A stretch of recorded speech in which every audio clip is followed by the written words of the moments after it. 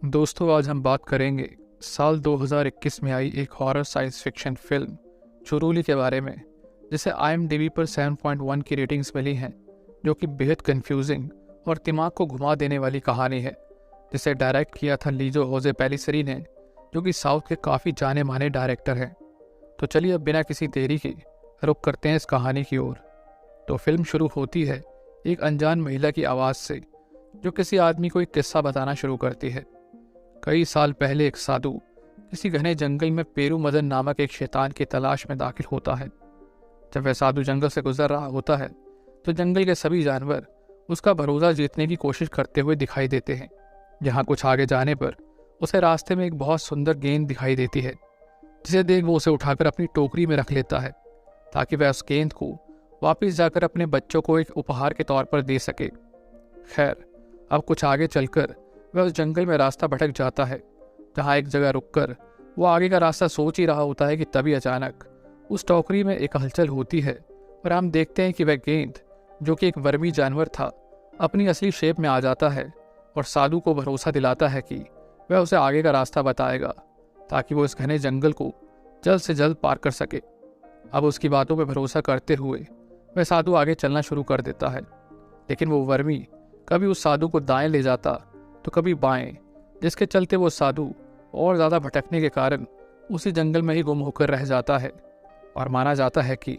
वो साधु आज भी उसी जंगल में सही रास्ते की तलाश में यहाँ वहाँ भटक रहा है। खैर, अब कहानी शुरू होती है आज के समय में, जहाँ दो पुलिस वाले जोए नामक एक मुजरिम की तलाश में चुरूली गांव की तरफ जा रहे थे। कोई उन्हें पहचान न ले, इसलिए वे दोनों अपना नाम और हुलिया बदलकर उस गांव में मजदूर बनकर जा रहे थे। जोए, जो कि एक खतरनाक मुजरिम था जिसने एक जंगली जानवर का शिकार, एक नाबालिग के साथ जोर जबरदस्ती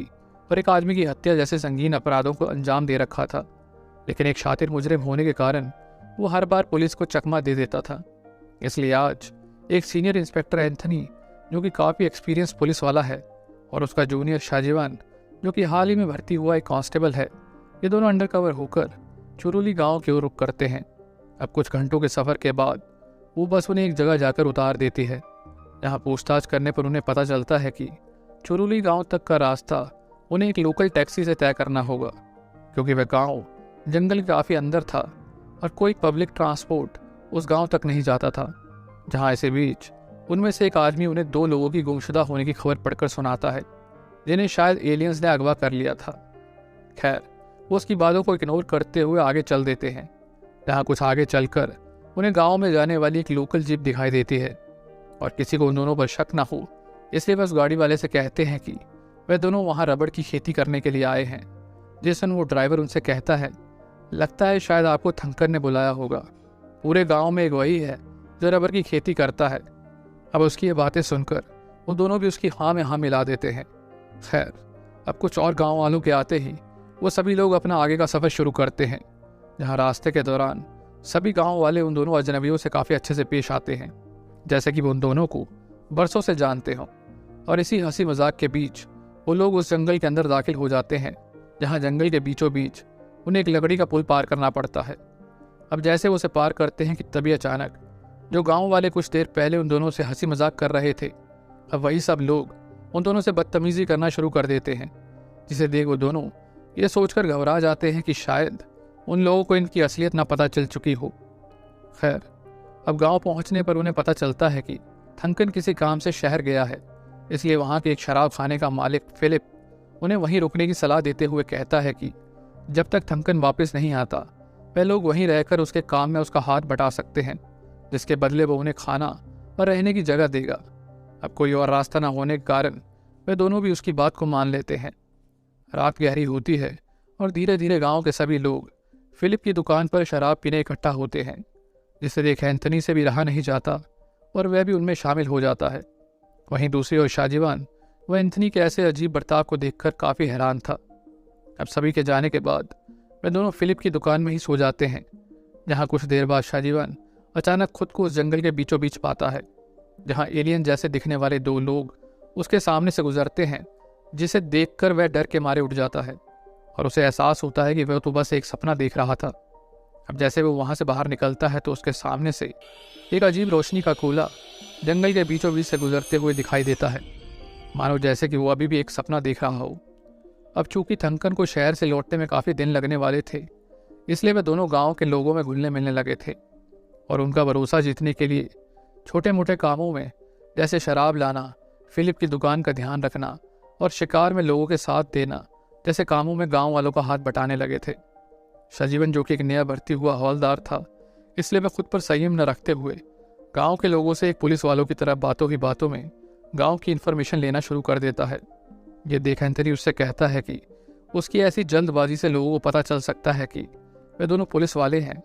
और जॉय के कानों तक खबर पहुंच जाएगी। फिर वे कभी भी जॉय को पकड़ नहीं पाएंगे,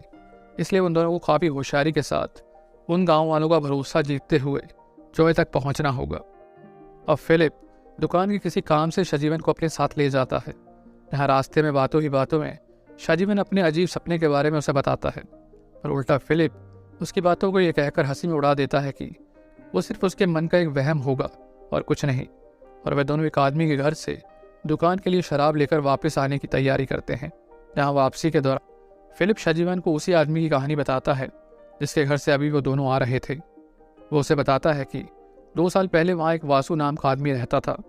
एक दिन 2 पुलिस वाले उसकी तलाश में इसी गाँव में आए थे, पर उस आदमी ने उस पुलिस वालों को धोखा दे दिया था। सजीवन ये सुनकर घबरा जाता है, इस पर फिलिप उससे कहता है कि वह तो बस मजाक कर रहा था, उस गांव में कभी पुलिस वाले नहीं आते हैं। शायद फिलिप को भी एंथनी और सजीवन पर शक हो गया था, तभी वो ऐसी कहानियां जानबूझकर सजीवन को सुना रहा था। खैर, अब कुछ दिन और बीत जाते हैं, लेकिन थंकन की अभी भी कोई खबर नहीं थी, जिसके चलते सजीवन अकेले ही जॉय की तलाश में जंगल में यहाँ वहाँ घूमना शुरू कर देता है और एक जगह रुककर एक बूढ़ी औरत से थंकन के घर का रास्ता पूछता है। ये सुन वो बुढ़िया एक पल के लिए खामोश हो जाती है, जैसे कि वो उसे जानती हो, लेकिन अगले ही पल वो अपनी कुल्हाड़ी लेकर सजीवन को मारने के लिए उसके पीछे दौड़ पड़ती है। गांव के लोगों का ऐसा व्यवहार देखकर सजीवन को यह तो एहसास हो गया था कि वहाँ के लोगों का कोई एक असली नाम नहीं था। गांव के लोग अक्सर एक दूसरे को अलग अलग नामों से भी बुलाते थे, जैसे दुकान के मालिक फिलिप को वहाँ के लोग करिया कहकर भी बुलाते थे। अब ये बात वह वापस आकर अपने सीनियर एंथनी को बताता है, जिसमें वो उसे डांटते हुए कहता है कि उसकी जल्दबाजी से उन दोनों का मिशन खतरे में आ सकता है, इसलिए वो ज़्यादा पूछताछ न करे, बस उसके ऑर्डर्स का इंतज़ार करे। अब 2 दिन बाद फिलिप, जो कि क्रिश्चियन है, वो अपनी बेटी के लिए एक धार्मिक समागम का आयोजन करवाता है, जिसके चलते गांव के सभी लोग अपने परिवार के साथ उस प्रोग्राम में हिस्सा लेते हैं। अब जॉय को पकड़ने का ये उन दोनों के लिए एक सुनहरा मौका था, लेकिन ना तो उन्हें कहीं जॉय दिखा, ना ही कोई उसकी खबर, जिसके चलते सजीवन को ऐसा शक होने लगा था कि शायद उन दोनों को किसी ने झूठी इन्फॉर्मेशन दी है और शायद जॉय नाम का कोई शख्स उस गांव में है ही नहीं, क्योंकि उन्हें इतना वक्त उस गांव में हो चला था, पर गांव के किसी भी आदमी ने जॉय नाम के किसी शख्स का जिक्र तक नहीं किया था। खैर, अब अगली सुबह एंथनी गांव के एक शिकारी के साथ दुकान के लिए शिकार करने निकल जाता है और अगले 3 दिन तक वापस नहीं लौटता, जिसके चलते अब सजीवन को अकेले ही फिलिप की दुकान का ध्यान रखना पड़ता है, जहाँ एक शाम वो शराब लाने के लिए एक बार फिर से उस आदमी के घर पहुँचता है, लेकिन उसे वहाँ कोई दिखाई नहीं देता। अब जैसे उसके घर के अंदर झांकता है कि तभी अचानक घड़ी के विशालकाय पुर्जों के बीच उसे रोशनी के अजीब कण दिखाई देते हैं। इन्हें देखते ही वो एक पल के लिए सम्मोहित हो जाता है। वहीं दूसरी ओर एंथनी दुकान पर वापस पहुंच चुका था, इस पर वो शिकारी बहुत ज़्यादा गुस्सा था, क्योंकि एंथनी की लापरवाही से वो पिछले 3 दिनों में एक भी शिकार नहीं कर पाया था, जो कि एक हैरानी की बात थी, क्योंकि एक एक्सपीरियंस पुलिस वाले का अपनी बंदूक को ना चला पाना अपने आप में ही कई सवाल खड़े करता था। खैर, अब अगली सुबह उस गांव में एक मेले का आयोजन था, जिसके चलते आसपास के गांव के लोग उसमें शामिल होने आते हैं, जिसमें से एक शख्स पास के गांव से आया था और जिसका अपने गांव में फिलिप की तरह ही एक शराब खाना था। अब फिलिप की दुकान में 2 नए चेहरे देखकर वो फिलिप से कहता है कि उसे उन दोनों पर शक है, क्योंकि वे दोनों अनजान लोग थे और देखने में मजदूर भी नहीं लगते थे, इसलिए वह फिलिप को उनसे दूर रहने की हिदायत देता है। दरअसल वह शख्स वहाँ की एक लोकल गेम में हिस्सा लेने आया था, जिसमें एक दूसरे को थप्पड़ मारकर अपने विरोधी को हराया जाता था। अब लोगों के कहने पर सजीवन भी उस गेम में शामिल हो जाता है और एक के बाद एक वो दोनों एक दूसरे पर थप्पड़ों की बरसात करना शुरू कर देते हैं, जहाँ हर एक थप्पड़ के साथ सजीवन को अजीब सी झलकियाँ दिखाई देने लगती हैं, जैसे कि कोई उसे अपने वश में कर रहा हो, जिसके चलते वो अंत में उस आदमी से बुरी तरह हार जाता है। अब मेला ख़त्म होने के बाद एंथनी तो वापस आ जाता है, पर काफ़ी रात होने के बाद भी सजीवन वापस नहीं लौटता। जहाँ उसका इंतज़ार करते करते एंथनी थक हार कर सो जाता है। अब अगली सुबह होते ही गांव के लोगों में उस अनजान शख्स के लापता होने की खबर आग की तरह फैल जाती है, जिसे सुन फिलिप के साथ साथ वहाँ के सभी लोग हैरान हो जाते हैं, क्योंकि मेले के बाद उस शख्स को किसी ने भी नहीं देखा था। अब ये सब देख एंथनी को सजीवन पर शक होता है और वह उससे पिछली रात गायब रहने की वजह पूछता है। तो सजीवन उसकी बातों को यह कहकर टाल देता है कि वह तो सारी रात उसकी बगल में ही सो रहा था। शायद नशे में होने के कारण एंथनी ने उस पर गौर नहीं किया होगा। लेकिन उसी शाम हमें उस आदमी की लाश एक नदी किनारे दिखाई जाती है, जिसे किसी ने बड़ी बेरहमी से कत्ल कर दिया था। खैर, अब अगली रात फिलिप के कहने पर एक बार फिर से एंथनी और शाजीबान उसी शिकारी के साथ जंगल में शिकार के लिए जाते हैं, जहां इस बार शाजीबान बंदूक अपने हाथों में लेकर उस शिकार की अगुवाई करता है। लेकिन कुछ आगे चलकर उसे फिर से वो दो रहस्यमयी लोग दिखाई देते हैं जो उस रात उसके सपने में दिखाई दिए थे, जिन्हें एक बार फिर से देख वह बुरी तरह घबरा जाता है और उन पर गोली चला देता है। पर असल में वह गोली एक जंगली सुअर को जाकर लगती है और घबराया हुआ शाजीबान उन्हें ढूंढने के लिए चारों ओर देखता है, पर उसे वहां कोई दिखाई नहीं देता। अब शिकार के दौरान जंगली सुअर का पीछा करते हुए एंथनी के पाँव में मोच आ जाती है, जिसके कारण शाजीबान को उसे सहारा देकर वहां से वापस लाना पड़ता है। लेकिन ज़्यादा हालत खराब होने के चलते गांव के लोग एंथनी को लेकर गांव के एक हकीम के पास पहुंचते हैं, जो कि एक छोटे लड़के के साथ वहां रहती थी और झाड़ फूंक करके अपना गुजारा चलाया करती थी। अब उस औरत के घर के अंदर का दृश्य ठीक वैसा ही था जैसे कि उस रात शाजीवन ने उस मेले में एहसास किया था, जिसे देख वो गहरी सोच में पड़ जाता है। खैर, अब शाजीवन को आराम करने के लिए उस लड़के के कमरे में भेजते हुए वह औरत अपने टोटके से एंथनी को ठीक करना शुरू करती है और हम देखते हैं कि अब एंथनी को भी वैसे ही हेलुसिनेशंस दिखाई देने लगते हैं जैसे कि शाजीवन को दिखा करते थे। और इसी कश्मकश के साथ उस रात का वो आखिरी पहर कटता हुआ दिखाई देता है। अब सुबह होती है और एंथनी पूरी तरह से ठीक हो जाता है, लेकिन वहां से वापसी के दौरान वो औरत शाजीवान पर उस लड़के के साथ ज़बरदस्ती करने का इल्ज़ाम लगाते हुए उन दोनों का रास्ता रोक लेती है, जिसे देख शाजीवान हैरान रह जाता है क्योंकि उसने ऐसा कुछ नहीं किया था। लेकिन फिर भी एंथनी उसका बचाव करते हुए कुछ पैसे देकर उस औरत को चुप रहने के लिए कहता है, क्योंकि अगर इस बात का गांव वालों को पता चला तो वो लोग उनका पीट पीट कर बुरा हाल कर देंगे। वहीं दूसरी ओर यहाँ थंकन भी शहर से वापस लौट चुका था और उसे गांव के लोगों से पता चला था कि एंथनी और शाजीवन नाम के दो लोग उससे मिलने आए हैं, जिन्हें उसने रबड़ की खेती करने के लिए बुलाया था। जिसे सुन थंकन उन गाँव वालों से कहता है कि वो उन दोनों को नहीं जानता और ना ही उसने शहर से किसी को अपनी ज़मीन पर खेती करने के लिए यहाँ बुलाया है, क्योंकि वो तो अपनी ज़मीन कुछ साल पहले ही बेच चुका था। अब उन दोनों के वापस आते ही सभी गांव वाले थंकन के कहने पर उन दोनों का घेराव करते हुए उन्हें जान से मार डालने की धमकी देते हैं। लेकिन इसी दौरान शाजीवन अपनी गन निकालकर एक हवाई फायर करते हुए कहता है कि वे दोनों पुलिस वाले हैं और उस गाँव में जॉय नामक एक मुजरिम की तलाश में आए हैं। और थंकन को अपनी बंदूक की नोक पर रखते हुए वे दोनों उसे जॉय तक ले जाने के लिए कहते हैं। अब अपनी जान को खतरे में देख वे फौरन उनकी बात मान लेता है और इस तरह वे सभी जॉय के घर की ओर रवाना हो जाते हैं, जिसके चलते उनके साथ साथ गांव के सभी लोग भी उनके पीछे चलना शुरू कर देते हैं। अब चूंकि जॉय का घर जंगल के काफ़ी अंदर जाकर था, इसलिए उन्हें वहां पहुंचने में शाम हो जाती है, जहां पहुंचकर उन्हें पता चलता है कि जॉय तो पिछले 1 साल से पैरालाइज पड़ा हुआ है, जिसके चलते ना तो वो हिल सकता है और ना ही चल फिर सकता है। लेकिन एंथनी फिर भी उसे अपने साथ चलने के लिए कहता है, जिसे सुन सभी गाँव वाले उनकी बातों पर हंसने लग जाते हैं और कहते हैं कि पहले भी 2 पुलिस वाले जॉय को पकड़ने उस गाँव में आए थे, लेकिन जिंदा वापस नहीं जा पाए। जिसे सुन शाजीवन उन्हें रास्ते से हटने को कहता है और फिर अब सभी लोग एक साथ अपनी आंखें बंद कर लेते हैं, जिसे देख जॉय अब गिरफ्तार होने के लिए राजी हो जाता है और गांव वालों की मदद से एंथनी और शाजीवन उसे जीप के पीछे बिठाकर उस गांव से बाहर की ओर रवाना हो जाते हैं। अब चूंकि रास्ता काफ़ी लंबा था और रात काफ़ी गहरी, इसलिए पीछे बैठा जॉय उन दोनों को एक कहानी सुनाने की इच्छा जाहिर करता है। ये वही साधु की कहानी थी जो हमने मूवी की शुरुआत में सुनी थी, पर एंथनी उसे बीच में टोकते हुए उसे कोई दूसरी कहानी सुनाने के लिए कहता है, जिसे सुन जॉय अब उन्हें 2 पुलिस वालों की कहानी सुनाना शुरू करता है, जहां वो उन्हें बताता है कि पिछले कई सालों से कुछ पुलिस वाले उसे इस गांव में ढूंढने आते हैं,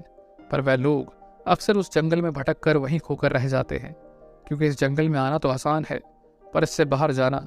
उतना ही मुश्किल। अब ये सुने एंथनी एक जगह जाकर अपनी जीप को रोकता है और गांव को जोड़ने वाला वो लकड़ी का पुल न मिलने पर रास्ता भटक जाने का अपना शक सजीवन से जाहिर करता है। लेकिन ज़्यादा देर न करते हुए वे दोनों एक दूसरे रास्ते की ओर मुड़ जाते हैं, जो कि एक भूल भुलैया जैसे दिखने वाला एक गोलाकार रास्ता था, जहां उस रास्ते में उनके साथ साथ ढेर सारी रोशनी के छोटे छोटे कण उनके पीछे पीछे चलना शुरू कर देते हैं, जो चलते चलते एक जगह जाकर एक विशालकाय गोले का रूप ले लेते हैं, जो देखने में एक चांद जैसा दिखाई देता है। ये सब होता देख एंथनी घबराकर अपनी जीप रोकते हुए शाजीवन की ओर देखता है, तो शाजीवन अपनी आंखें बंद कर लेता है, जैसे कि उस पर किसी ने सम्मोहन कर दिया हो। और फिर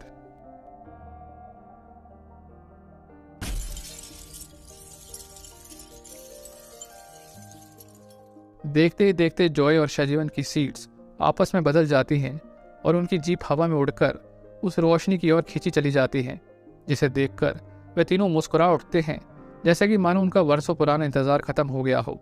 और इसी कश्मकश के साथ इस कहानी का अंत हो जाता है।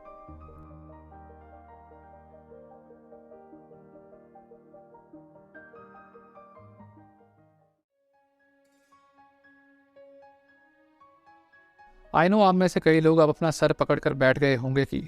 आखिर ये एक ऐसी कहानी है जिसका ना तो कोई सर है ना ही कोई पैर। लेकिन जैसे कि मैंने शुरुआत में कहा था, ये एक बेहद ही कंफ्यूजिंग और दिमाग को घुमा देने वाली कहानी है, जिसकी एंडिंग मूवी के डायरेक्टर ने पूरी तरह ऑडियंस पर छोड़ दी है। लेकिन फिर भी इस कहानी के बीच बीच में हमें कुछ ऐसे हिंट्स दिए गए हैं जिससे हम पूरी कहानी को आसानी से समझ सकते हैं। अब इस कहानी में असल में हुआ क्या था, आइए समझते हैं। दरअसल ये पूरी कहानी उस साधु की कहानी का एक मॉडर्न वर्जन है,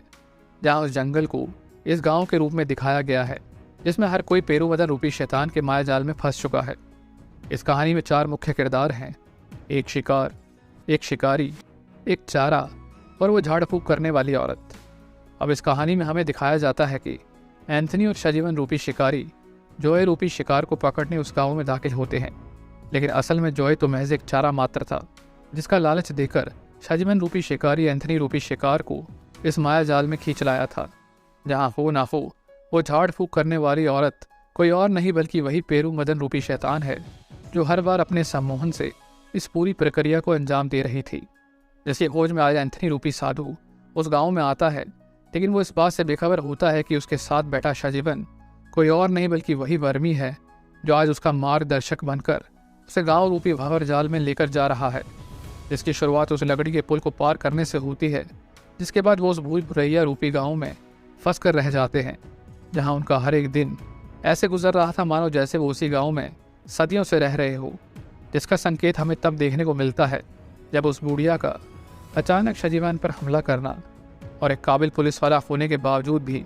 एंथनी द्वारा शिकार न कर पाना इसी बात की ओर इशारा करता है कि वो दोनों असल में पुलिस वाले थे ही नहीं, वो तो बस उसी गांव के वासी थे, जो सम्मोहित होकर बस अपना किरदार निभा रहे थे और गांव वालों की तरह ही अपना नाम बदलकर एक बार फिर से चुरूली में दाखिल हुए थे, जिनके बारे में जानते हुए भी वो गांव वाले जानबूझकर अनजान बनने की कोशिश करते हुए दिखाई देते हैं, ताकि वो कभी भी उस भूल भुलैया रूपी गांव से बाहर ना निकल पाए, जिसमें उनकी मदद करती है वो झाड़ फूक वाली औरत, जो अपने जादू टोने की बदौलत एंथनी को अपने सम्मोहन में बांध लेती है, जिसका पिछला शिकार कोई और नहीं बल्कि शाजीवन था, जो एंथनी की तरह ही पिछली बार किसी मुजरिम को पकड़ने उस गांव में आया था, जिसकी कहानी फिलिप ने जाने अनजाने में शाजीवन को बताई थी। अब आप सोचेंगे कि ये कैसे मुमकिन है,